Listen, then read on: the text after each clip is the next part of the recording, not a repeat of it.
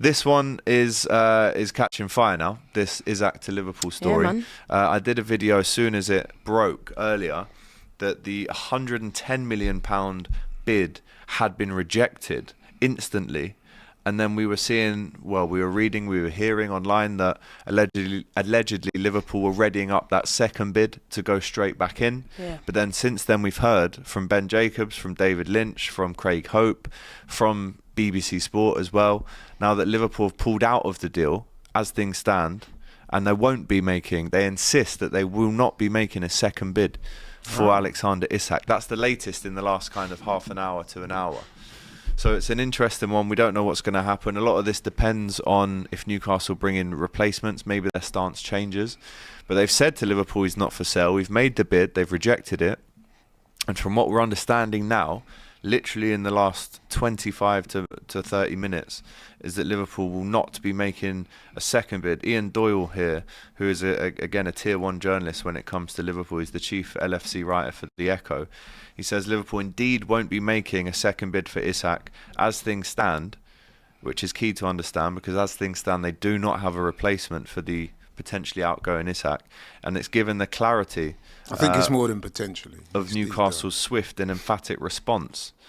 So Craig Hope, again, I have to see what the latest is with him, because he's one of the lead journalists in this story. But he says the latest is that, and he's obviously based in the northeast, he says that Newcastle learned that Liverpool say they will not make a second offer after unsettling Isak and going in a way below the number they thought the deal could happen at. Is it a tactic, or is it Isak ready to leave in limbo and walk away a month till the window closes? And at the minute, we don't know how this one ends, to be honest. So what's your thoughts We on do all know the how news? this one ends. Isak goes to Liverpool. I mean, let's be honest. His position at the club has become untenable.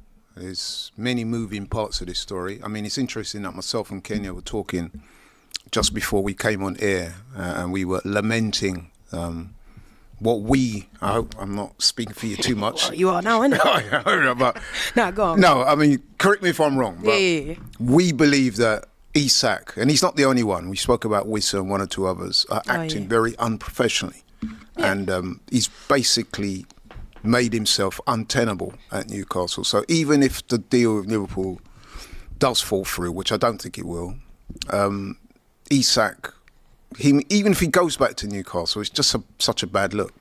Yeah, I think, if you're a Newcastle fan, it's very sad, because I said the timing wasn't right about how Alexander Isak went about it. So when you guys put in it wasn't a formal bid, but it was more of like you guys saying to Newcastle, like, yo, we're going to drop 130, like the first time round. And that was straight away turned down. He should have said then and there, actually, I'm really interested in this. I love Newcastle. I've done a lot for you, but I can't turn something like this down. He didn't say anything. Then allowed that now caused a domino effect, because that meant they missed out on Ekatike, who could have been maybe an Isak replacement, or, somebody else that they get in. Liverpool ends up getting him. And then after that, he's like, well, yeah, actually, I do want to go. And now it's put Newcastle in a really unfair position, because it's like they're going to lose their best player, and it's like he's unsettled, like he's not gone on pre-season tour with the club, like he's training at Real Sociedad. He's gone back to Real Sociedad to train. I just think, doesn't Newcastle deserve more than how maybe Isak's gone about this situation? I'm not saying that he should turn down Liverpool, that's not what I'm saying, but there was a more respectful route to have taken.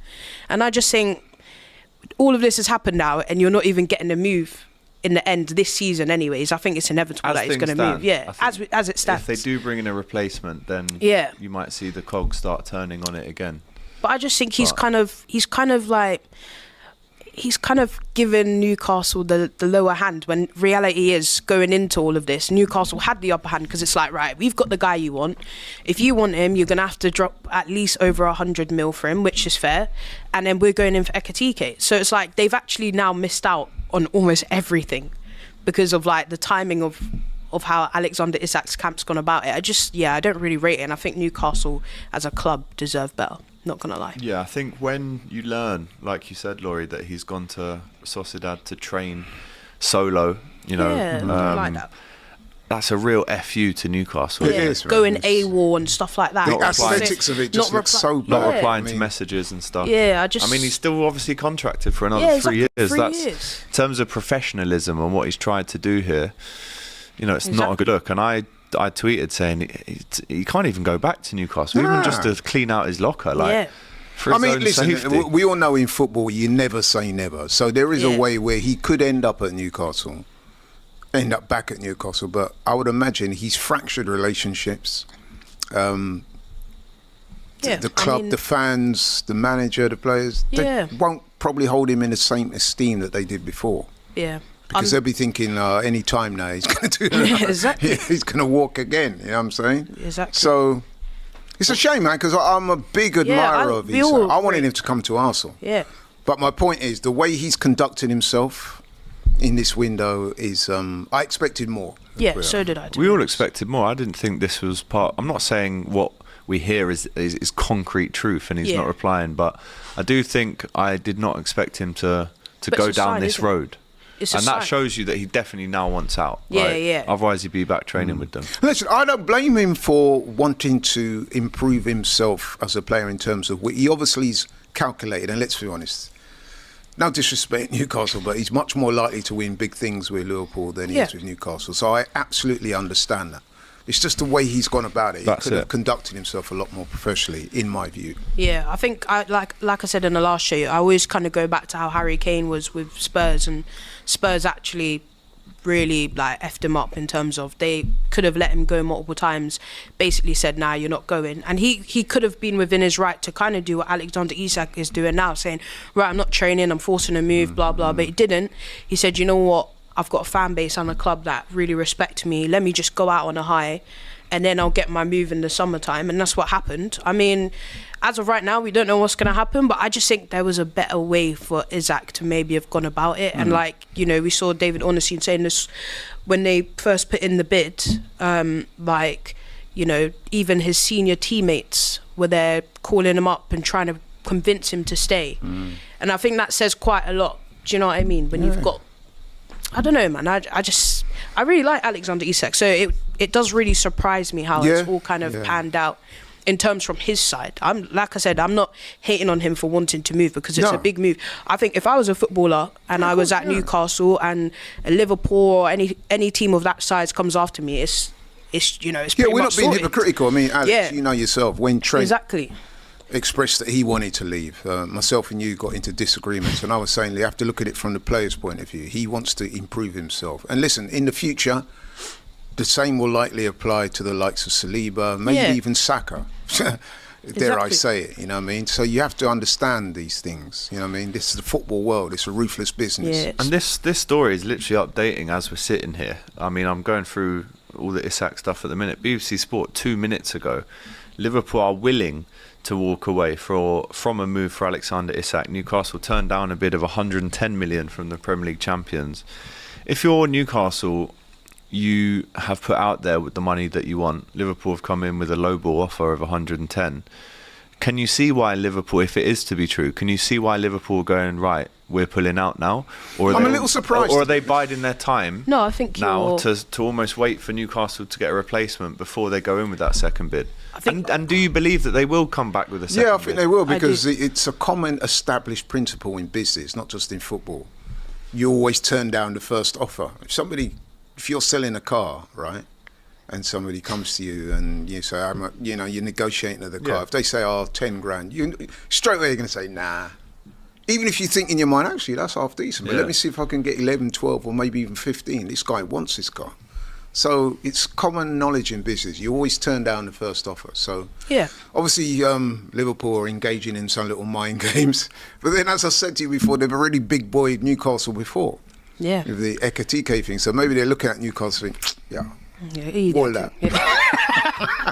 And then we'll see what you do. Oh, Because in a way, the God, ball is in Liverpool's court, innit? They know Yeah, that it is. Isak's unsettled. They know that you don't want to go back there. There's no one else coming in with that kind of money, let's be honest. The only other club that could have matched them is our own Arsenal. Obviously, Arsenal are now looking at other targets. So where's Isak going to go if it's not Liverpool. There's just And been- Liverpool know this. No, if he leaves, it's definitely to Liverpool. But there's just been so much information around this, and it's all kind of stemmed from yesterday and today. But even there, Fabrizio says the opening offer was 120 million plus add-ons. Now we've heard that it's 110. Then we heard that Liverpool ready in the offer, and then obviously Ben Jacobs plus BBC Sport came out and said Liverpool are pulling away or pulling out. But then the BBC, what's interesting I find is the BBC Sport post that said that has now been deleted, and the wording has changed from they've pulled out to Liverpool are now willing to walk away. Yeah. So there's a lot of words and stories coming out. I don't know. Actually, at this stage, I couldn't tell you why I believe. I mean, if we're going off what David Ornstein says, to me, he's the best football journalist. He talks about how Newcastle want to potentially offer him a new contract with a release clause in. So if that's actually true, Liverpool might look at it and be like, right, Newcastle are being really tough this season because they haven't got in their targets or they don't have anybody else in to replace him. We're actually in a really good position where we've got Ekitike, we've gone and got Florian Wirtz, we've still got Mo Salah, we've got a really, really good squad. We could actually not do without him, but we could survive a season without getting Alexander Isak. Wait till 2026, trigger that release clause, knowing you guys have a lot of money and you're going to earn a lot of money next season. It's for them, it's just a bit of a waiting game. Why overextend yourself if potentially there is a release clause that might be getting put in for next season? But that's if he signs it. Yeah, that's if he signs it. But then I think as well, if that's true, it's within his interest to sign it, because then otherwise you're going to be sat there for 3 years.